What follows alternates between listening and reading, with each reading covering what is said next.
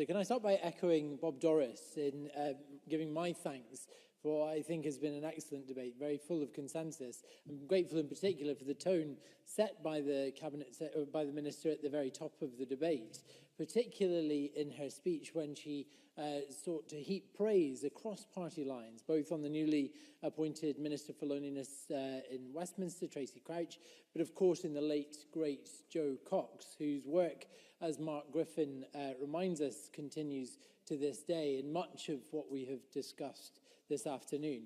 In my opening remarks, I talked about the human condition and that we are, in essence, a social animal. Certainly, there are those of us who enjoy our own company and who would readily seek out space and time alone. But there is a massive difference between seek out the peace that solitude can bring and those who have loneliness thrust upon them. As the old French novelist Balzac said, solitude is fine, but you always need someone to tell you it's fine.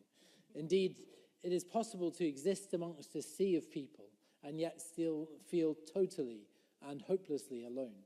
And John Scott reminded us that reality is in fact ages old in terms of the plight of women just after the outbreak of the First World War and in terms of the many hidden corners of our society for centuries. This has been a reality. And the statistics speak for themselves. 200,000 older Scots go half a week or more without a visit or a phone call. Half of all 75-year-olds say that their main form of company is either television or a pet.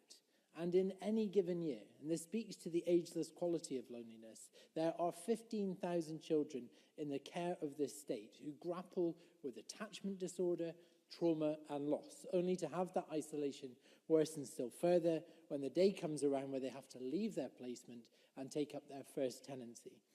Whilst it's certainly possible to identify groups at greater risk of isolation, loneliness really doesn't draw any distinction across class, age or geography. People are lonely for many, many reasons and often, as I said earlier, exist in plain sight. Now, we have heard this afternoon many excellent examples, and I was very struck, I think, by the Minister's 4 questions which she posed to the Chamber in her opening remarks. The most important of these, to my mind, was the last. What can I do? We often hope that the machinery and the apparatus of government will, through the votes that we cast in this place and the decisions that we make in this place, will somehow clunk into action and address any particular social issue of the day. But on this, perhaps above any other issue, we hold key to at least part of that answer in how we treat each other and in how we reach out to those around us. And Claire Hawley has just reminded us of the big get-together weekend. And that was one of the first times, I think, in a while that we, in my small cul-de-sac of 6 houses, have actively sought out each other's company. But what I particularly liked about this debate was the range, a massive plethora of local examples of great organisations and community spirit that is alive in this well in this country. We heard from Kenneth Gibson and Ruth Maguire and others about Food Train, which sounds like an amazing initiative, and I really hope that that campaign to save it is successful.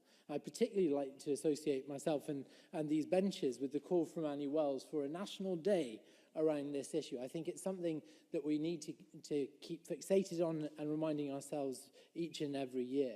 Monica Lennon, in a typically excellent speech, was, as well as making some very cheerful remarks about the Liberal Democrat amendment, made a very important point about crafting our response to this across every political policy directorate in the Scottish Government. It's very easy to think that this is the preserve of perhaps the Minister's brief, but actually there are elements of this in every department in the Scottish Government. And she also took up the importance of intergenerational interventions, and I thank her for that. And we're reminded of the co-location of nurseries and care homes for older people in other parts of the world, and we are obviously have lots to learn from overseas.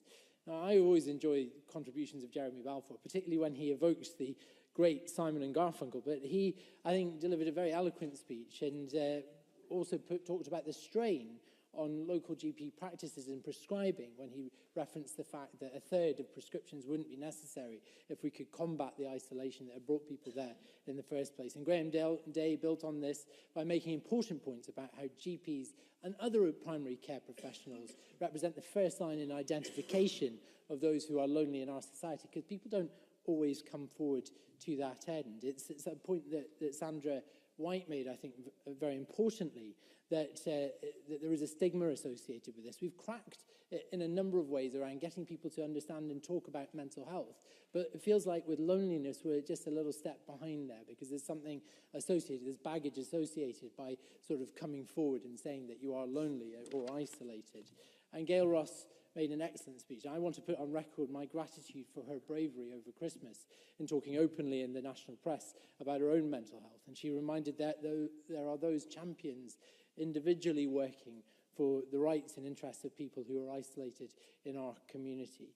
So I'm very grateful for the collective support around our amendment. We have much to do around the built environment, ensuring that the new build environment that we create builds communities and not dormitories, but we make sure that the older settled communities that we already have are well served and maintained, so that people's social orbit are not limited by their fear of leaving their home and falling in the street. And I think also I very much welcome the consensus around traumatic life events, that these can actually set in train a response, a human response at a molecular level within people, which sets a course through their lives, which brings about many, many negative social outcomes. There are many lofty social policy answers to this, but as we've heard throughout the debate today, 1,000 seemingly tiny acts of human kindness can move a mountain as big as this, and they are needed now more than ever. Significant pressures on mental health services and national suicide rates rising by 8% last year alone. The need for a concerted cross-chamber action on this matter is acute. And the founding principles of this Parliament established this chamber to give voice to those who had struggled to be heard. Today's debate, the government's continuing work towards the strategy, and the unified consensus we have forged today go some way to helping us give comfort and company to those in isolation as well. Thank you. Thank you.